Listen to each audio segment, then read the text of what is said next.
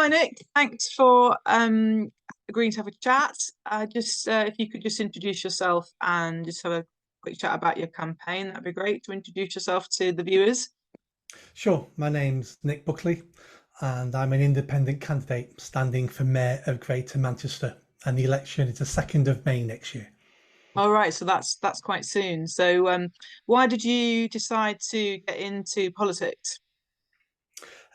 Several things happened to me. So the first thing was about 3 years ago.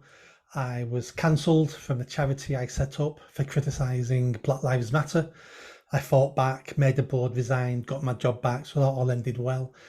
And then at one point I thought, well, that's over now. I can carry on with my life. And I realised it wasn't over because the country's still falling apart and these things are still happening to our people. So I decided I needed to stand up. I needed to try to fix the country I love and I called home. So I decided then I was going to stand for Mayor of Greater Manchester. I decided that about 7 months ago. So I've taken a year off work and Hmm. I'm working on this full time, 10 hours a day, 7 days a week, trying to raise my profile. I've done a manifesto, I'm doing interviews, and I'm just trying to tell the people of this region what I want to do and the vision I've got. And if they like it, they can vote for me. If they don't like it, then the election will show me people that don't like what I had to say. What feedback have you had so far? Have you had positive feedback? It's been 99% positive feedback. Um, but part of that will be not many people have heard of me still in Greater Manchester. So still a bit of an echo chamber out there, people who follow me, support me, so therefore it's always positive. But people I meet on the street, people I meet in the pub, out and about, I'm trying to represent just those normal common sense views. And they're going down well. But again, we need to be careful that we're not in an echo chamber and I'm only hearing the things from people who like me. There'll be many people out there who'll disagree with some of my views, but I need to speak to them and reach out to them as well, because there'll be, even though they may disagree with some of my views, there'll be lots and lots of things we agree on. Oh, that's good. I'm sure that actually the vast majority of people do actually want to see some common sense in politics because it is sadly lacking at the moment. So one of the things that we've previously touched on is the importance of families, which of course for us at the Family Education Trust is really important because we see how the breakdown of families is contributing to the decline in society and the big rise in mental health crisis in children and young people. So I wondered if you could share your views about that and your experience in that. Sure, I've been working with young people for 2 decades now, over 2 decades. I fell into the career working for Manchester Council. So I wasn't a youth worker. My job was around reducing crime and antisocial behaviour, but specialising in young people, stopping them committing crime and antisocial behaviour.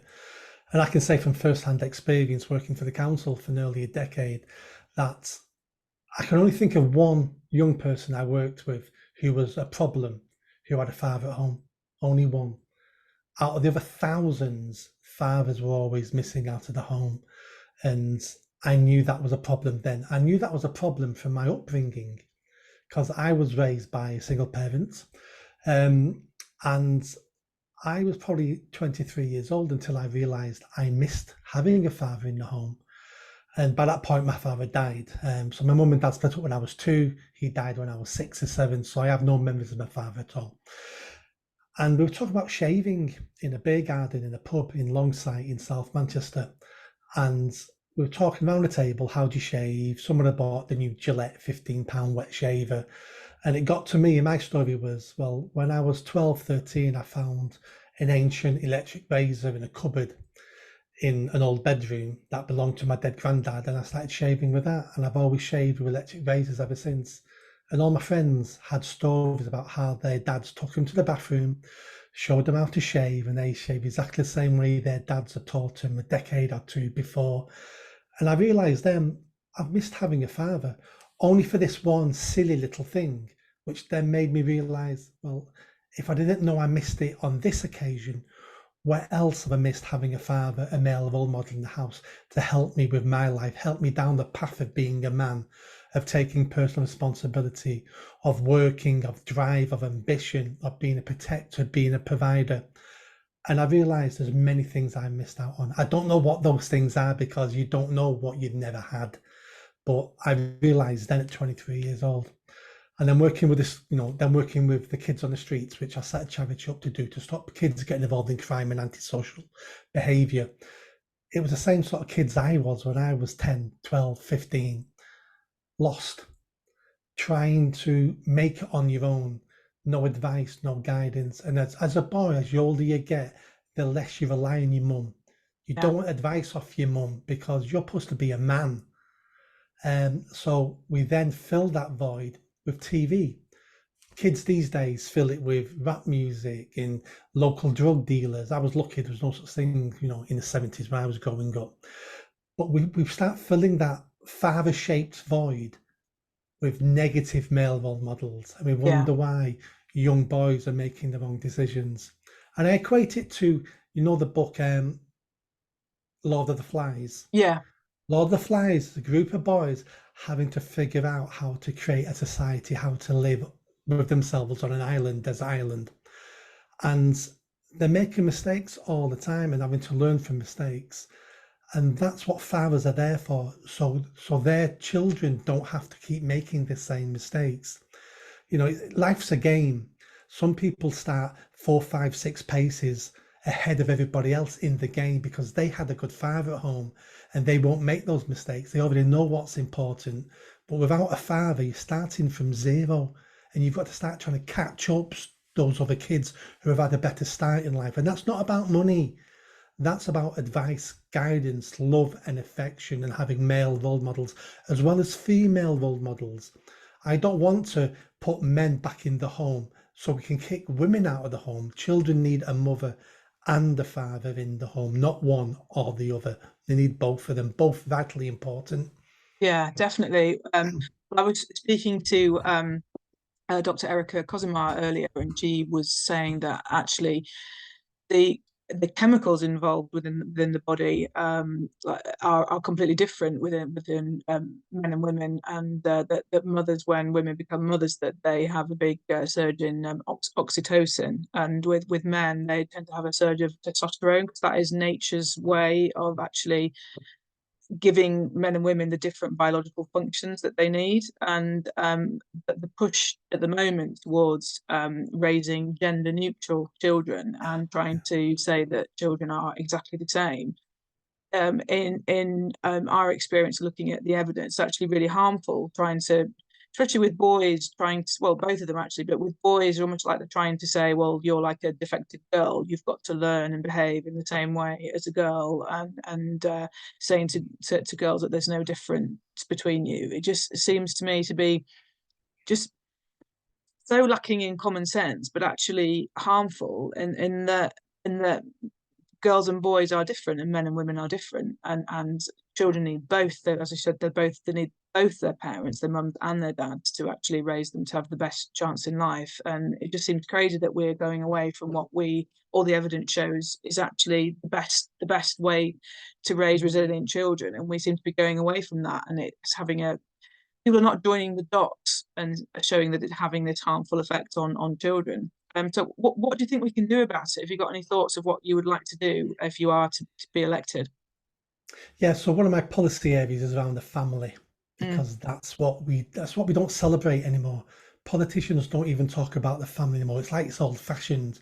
Well, you might think it's old fashioned, but it got us to where we are today after 100,000 or several 100,000 years of us privatizing the family led to this modern world we're in now.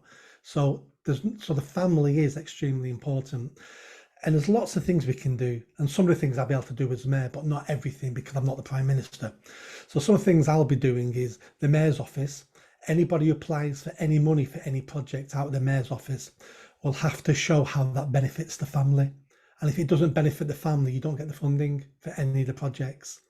And then we need to look at how do we get fathers back into the home. We need to look at our family court system. I've not had any personal interactions with the family court system, but everybody who has tells me it's horrendous. And it starts off from the premise that men are evil, men are violent, and then we take it from there. And it's like, that's not a fair system whatsoever. So the Mayor of Greater Manchester also has some responsibility for the criminal justice system. So I can be looking at that. But some of the big drivers need national government. So let's look at single parent households. So when we say single parent households, what we really mean is single mothers. So from being kind and compassionate in the 60s by saying, isn't it a shame? We feel sorry for these women and these children being brought up with no father and short of money. So what we'll do as a compassionate society is we'll give them some state handouts and their lives will be slightly better. That came from a nice place. But what it did was it financially incentivized wrong decisions by mainly women.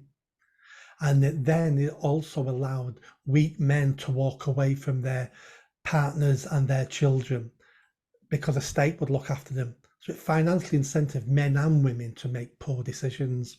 And those decisions were poor for the state and poor for the taxpayer. It might have been the right decision for that woman and that man. But what we never talk about is who it affects most of all. And it affects those children, where women now and men to some extent make conscious decisions that I'm going to have a child and I'm not going to bring it up. Or I'm going to have a child and I'm going to have no man in the house. And you could class this as a type of child abuse, but it's socially acceptable child abuse. And there's different types of child abuse which are socially acceptable. Many cultures over tens of thousands of years have damaged children, have sacrificed children on altars, cut their hearts out, thrown them in volcanoes, because it's the innocence and the value of a child that makes them a good sacrifice. And we see that today with the trans woke crazy movement we see now. We're sacrificing our children on the altar of the LGBTQ touch your knees, turn round and bend over ideology. And we need to get away from that. And we get away from it by making sure we get fathers back in the home. So as mayor, that's one of my big things, family. So we'll be organising family fun days across Greater Manchester. And when I talk about family fun days, I mean events that are not specifically for the Black community, the Muslim community, the LGBT community, the Roman Catholic community. We have all these events all the time. No one holds family events anymore where it brings the whole community together, regardless of religion, sexuality, colour. We've all got families in common. I want grandparents coming. We forget about how important grandparents are to supporting a man and a woman raising their children, because it's hard work raising children and you need extended family, you need grandparents. So I want to start doing that across Greater Manchester as a very small step in protecting the family and trying to get men back into the households to raise their children. And some of the things I've seen through my 2 decades of work for the council, with the police and in the charity sector is enough to make you cry. I mean, personally, I've stopped now just over 15 girls from being raped and abused. And every single one of them didn't have a father at home. And when you ask yourself, why is that? For 2 reasons. First of all, those girls were crying out for attention, were crying out for male attention.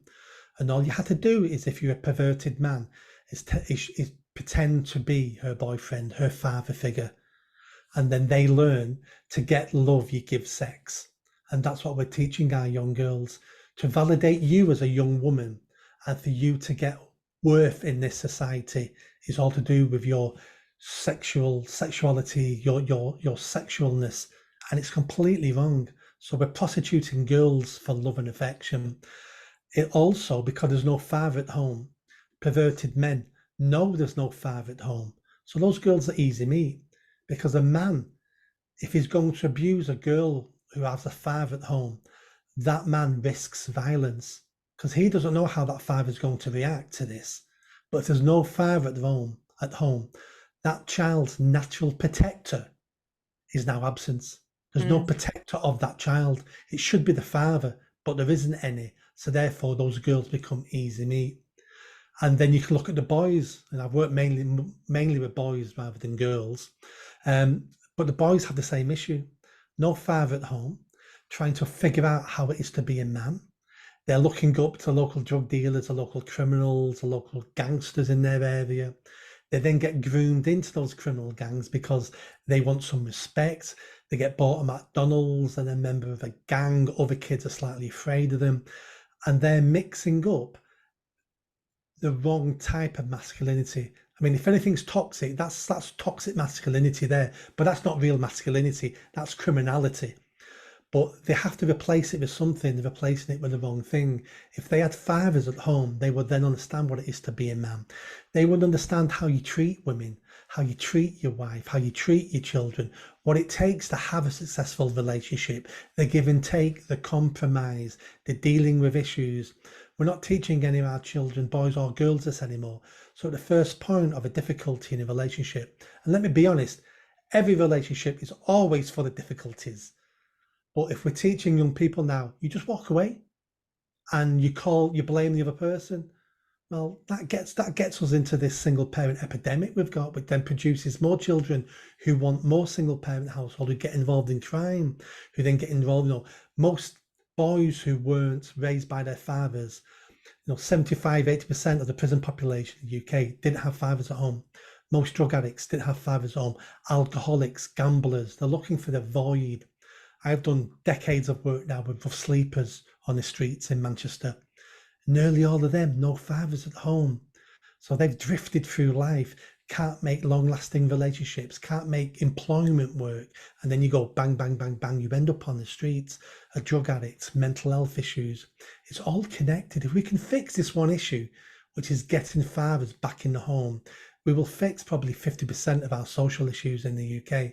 But we haven't got any politicians brave enough or with a backbone to say this or do anything about this. And the main reason is short-termism. Our politicians only care about the next election in 3 years' time. They're not going to fix this in 3 years' time. So therefore, there's no point in me spending my political capital on this.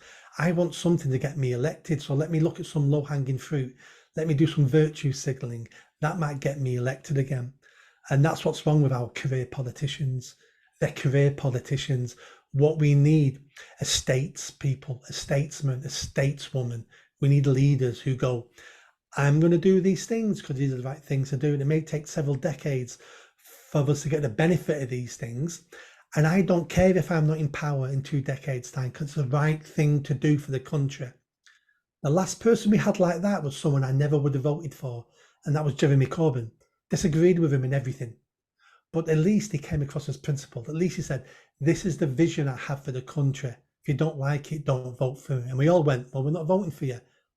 But I have some more respect for the man for that. He didn't go, what's going to get me elected? He had a plan, a vision for the future like Margaret Thatcher did. We don't get that anymore. We get politicians now who look at the latest opinion poll and then base their policies around the latest opinion poll. I call politicians like that cowards. Yeah, and I mean, it seems to be a lot of selfishness going on in politics, and politicians who are looking at, like you said, their own journey into power and their own progress rather than the good of the country and the good of the family and in terms of protecting children. So one thing that we're really concerned about, among many things that we're concerned about at the moment, is the issue with inappropriate relationship and sex education in school, because there's no focus on marriage or family or giving priority to children, and it just seems to be short-term focus on pleasure and instant gratification in sex education. So I wonder what your thoughts are on that. What would you like to see change in the way that schools are teaching children about relationships? I'd like the government, as much as we can, out of all our lives, as much as possible. Over my lifetime, they've interfered and climbed into every aspect of our lives, and we need to eject them from many aspects. If you'd asked me 30 years ago, I'd have said we need children getting sex education in school. It seemed obvious to me. 30 years later, I'm not too sure. The young people I speak to now have the world's knowledge at their fingertips on their phones. Yeah. Nothing is hidden from them anymore now. So do we need to be teaching them everything in school? I think the answer is no, especially on sex education. And then we're also removing the rights of parents who don't want their children taught about certain stuff. And again, 30 years ago, I'd have said those parents are backwards and we need to educate those children, and because they're going to be damaged from their parents. But again, 30 years later, I'm now saying, who am I to tell parents how to raise their children? Who am Yeah. I? So a lot of my thoughts have changed, and a lot of it changed by working for the council. Once you work for government and you see how incompetent the government is, you then decide you don't want that. You don't want that government making any decisions for you because it's pure incompetence. That doesn't mean people are going to make all the right decisions, because they're not. And when people make the wrong decision, I'd rather you make the wrong decision than the government make the wrong decision for you, because at least you can learn from your wrong decisions. The government's incapable of learning from their mistakes, but you're capable of learning from your mistakes. So let's get back to sex education in school. Lots of things we shouldn't be teaching. We shouldn't be teaching gender ideology, which doesn't exist. When they talk about gender ideology, they just mean personality. Yeah. And of course, Agreed. yeah, we've all got different personalities. Yeah. Fantastic. You be who you want to be. I really don't want to stop you being anything you want to be. You want to be a two-spirited cow who talks like a sheep. Fantastic. That's what you can be. I'm not going to engage in it, but you can do that if you're an adult and you don't hurt anybody else. I don't care what adults do. Now we're banging on about sexuality, homosexuality, bisexuality, all trans, all this crazy stuff. And again, live the life you want to live. I really don't care. But we're indoctrinating children at school. Yeah. And it's not like this is an accident. Of course it's indoctrination. That's why we're doing it in schools. This is an agenda to not necessarily convert young people to be gay or bisexual or trans, but to make sure they're more acceptable to these woke LGBT causes that are coming down the pipeline. And for people who want to see what's coming next, check out something called queer theory. That's coming next. It's already here to a certain extent, but lots of people have not heard queer theory. If you want to be terrified and you want to be afraid for your children's lives, check out queer theory. That's the big danger coming. So we need all those things removing out of school. I don't mind teaching in school the biology of sex. The sperm meets the egg, and that's exactly when a life's been created. We don't teach that now because that's controversial. Life only now occurs the second the fetus leaves the womb. It's like, oh, it's been a baby in there since for 9 months. Yeah. It might not have looked like a baby all that time, but it's always been a baby, because life starts at fertilization. But we're not teaching that anymore, because that's controversial. Yeah. Well, abortion's just another form of contraception now, isn't it? The way that it's put in school. Well, abortion's been contraception nearly all my life. I don't think it's contraception now. I think it's something a lot more darker now. Yeah. You speak to people who are extremely pro-choice, and they will tell you 1 second before that baby's born, that mother has the right to kill it in the womb. 1 second before it's born, 9 months old.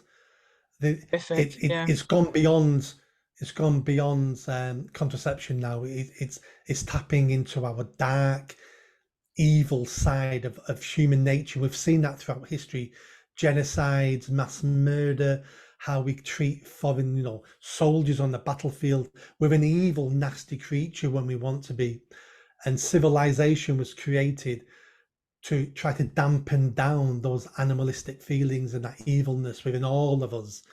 And some people now have found a way of bringing it back to the fore, and some of the pro-choice arguments are just pure evil.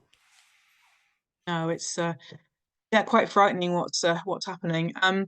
So where can people find out more about your campaign, and where can they see you? Will you be out and about in Manchester? Yep. So at the moment, most of my campaign is online because it's free, and I'm working on it all the time. If you go on my website, you can read my manifesto. My website is nickbuckley4mayor.co.uk. I'm on all social media channels from Twitter, Facebook. I've even joined TikTok, which is doing all right at the moment, but surprise. Don't know what I'm doing on it. I'm just putting these videos chopped up on TikTok. They're doing Yeah. okay. I'm on everything. So find me on there at Nick Buckley MBE.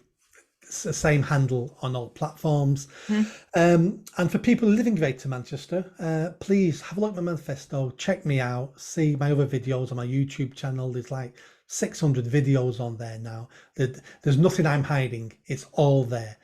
And if you like what I've got to say, vote for me, speak to your family and friends in Greater Manchester about me, because that's my biggest issue at the moment. I'm independent, I've got no money behind me to buy advertisements. The press really won't pick me up. They're only interested in Labour and the Tory candidates. I need a grassroots movement. I need local people going, we need a change here, because if we keep voting for the same politicians, the same parties, we keep getting the same. Well, of Yeah. course you do. You've got to vote differently. And I'm different. I've spent 2 decades working in all these neighbourhoods across Greater Manchester. I'm not a career politician. I don't want to be a career politician. I just want to improve my country and the region that I love. So check me out and please share my posts and just talk to your family and friends about me. Great, great. Thank you, Nick. And I'll if you're a millionaire and you want to back a campaign, make contact with me, because I need some money to run this campaign if I'm going to have a chance of winning. So if you're a millionaire, come and speak to me. all right. Thank you very much, Nick.